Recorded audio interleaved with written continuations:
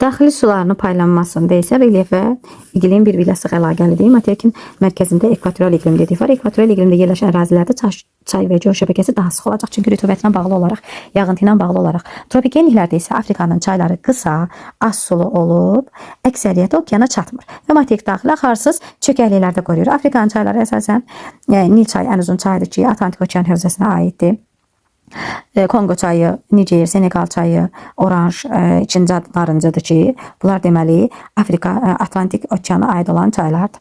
Hind okean hövzəsinə aid olan çayları isə Limpopo'dur, Zambezidir. Başdan, yəni mənbədən mənsəbinə qədər subekvatoral iqlimdə axan çaydır Zambezi çayı. Və daxili axarsız hövzəyə aid olan Şari çayını göstərə bilərik ki, bu isə heç bir okeana aid deyil, daxili axarsız hövzəyə tökülür. Yəni Çad gölünə tökülür. Mərkəzi Afrikanın çayları, Afrikanın ən bol su çayı olan Kongo çayı və digər çaylar əsasən yağışla qidalanır və il boyu bol sulu olur.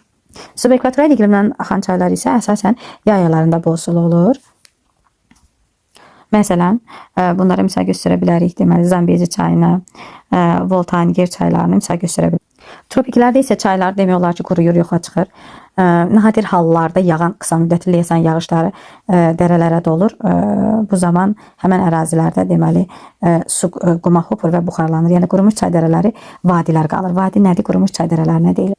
Subtropik qurşaqda isə çaylarda suyun səviyyəsi yağışlı dövrdə, yəni qış aylarında olur. Burada xüsusən danışmaq istəyirəm dünyanın ən uzun çayı olan Nil çayından. Nil çayı uzun məsafədə tropiklərdən keçsə də, lakin qurumur. Çünki başlanğıcını ekvatoral ərazidən götürdüyünə görə tropik səhralardan keçəndə çay qurumur. Deməli, Viktoriya gölündən başlayır, Nil və Mavi Nil qolu Tana gölündən başlayır. Demək olar ki, Şimali Afrikanın ən böyük sərvətidir. Çayın üzərində Misir və Sudan ərazisində Nasir, yəni həm də Aswan deyə bilərik, su anbarı tikilmişdir. Və bu su anbarından sonra Nil çayında daşqınların qarşısı alınmış, Nil çayı tənzimlənmiş və elektrik enerji istehsalında, suvarmada, gəmçilikdə, balıqçılıqda istifadə olunmuşdur. Və eyni zamanda burada buludlu və yağışlı günlərin də sayı artmış, havanın orta illik temperaturu 2 dərəcə aşağı düşmüş, rütubətliyi isə 15-20% yuxarı qalxmışdır. Sutkalıq brizlər, birisi sutqa ərzində əsən küləklərdir. Sutkalıq brizlər güclənmiş, köçəri quşların da sayı artmışdır. Afrikanın çaylarının çoxunda astana və şəlalələrə rast gəlinir. Məsələn, Kongo çayı çoxlu şəlalə və astana rast gəldiyinə görə gəmiçiliyə yararsızdır. Cənubunda Tugela çayı üzərində Tugela şəlaləsi yerləşir və hündürlüyünə görə dünya şəlalələri içərisində ikinci yeri tutur. Afrikanın uzunluğuna və hövzəsinə görə fərqlənən digər çay isə Niger çayıdır.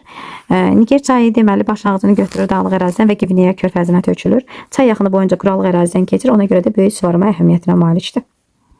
Göllərinə gəldikdə isə Afrikanın göllərinin əksəriyyəti materikin şərq hissəsindədir, gördüyünüz kimi.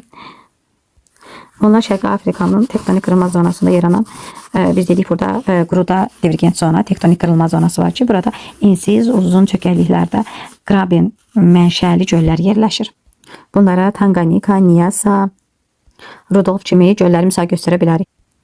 Viktoriya gölü isə platformanın əyilmə sahəsində yerləşən, Afrikanın sahəsinə görə ən böyük, lakin ən dayaz gölüdür, 80 metrə çatır dərin.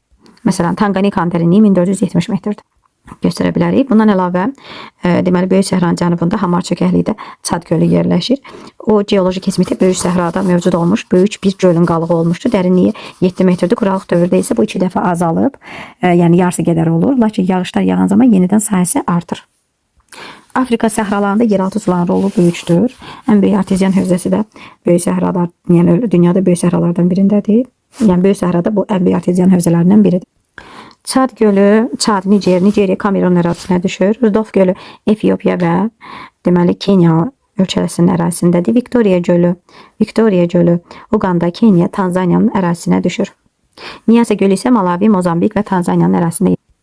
Ölkələrinə gəldikdə Afrika ölkələri uzun müddət müstəmləkə şəraitində olduğuna görə sərhədləri sanki həndəsə fiqurları xatırladır.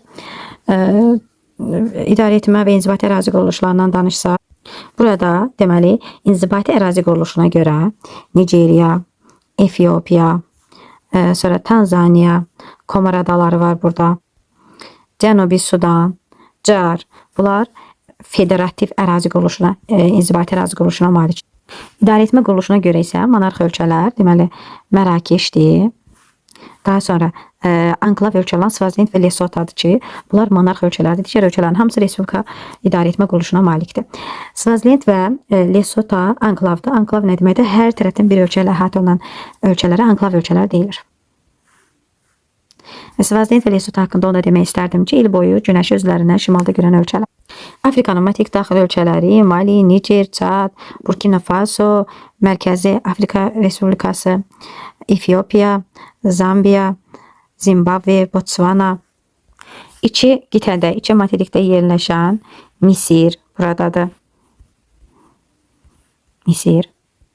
Afrika ölkələri demək olar ki, inkişaf etməyib. Bircə Car ölkəsi burada inkişaf etmiş ölkədir, amma əhalinin təbii artımının ikinci tipidir.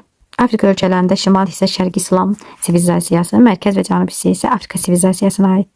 Şimal hissə Samihami dil ailəsi, mərkəz cənub hissəsi isə Niger Kordofan dil ailəsi.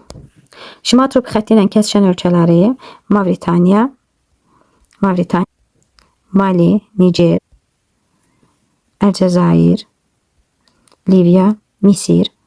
Cənub tropik xətti ilə kəsilən ölkələri isə Namibiya, Botswana, Car, Mozambik, Madagaskar. Ekvatorla kəsişən ölkələri Gabon, Kongo Demokratik Respublika, Uganda, Kenya, Somali. Santami və Prinsipi. Əhalisi əsasən təbii artımın ikinci tipində, demografi keçid mərhələsinin isə ikinci, üçüncü mərhələsinə aiddir. Mərkəzində yaşayan, Kongoda yaşayan qəbilələr isə deməli demografik keçid mərhələsinin birinci mərhələsinə aiddir. Şimal ölkələri əsasən sitrus meyvəçiliyinə görə, tropiklərdə Sahara səhrasında əsasən qoyunçuluq, dəvəçilik, Efiopiyada bərk buğda, Kenya çaya görə, Qana, Qote d'Ivoire kakaoya görə xüsusən fərqlənir. Kənd təsərrüfatında isə əsasən istehlak tipli kənd təsərrüfatı, yəni ekstensiv əkinçilik və otlaq heyvandarlıq əsasən inkişaf etmişdir. Bu da Afrika haqqında ümumi məlumat.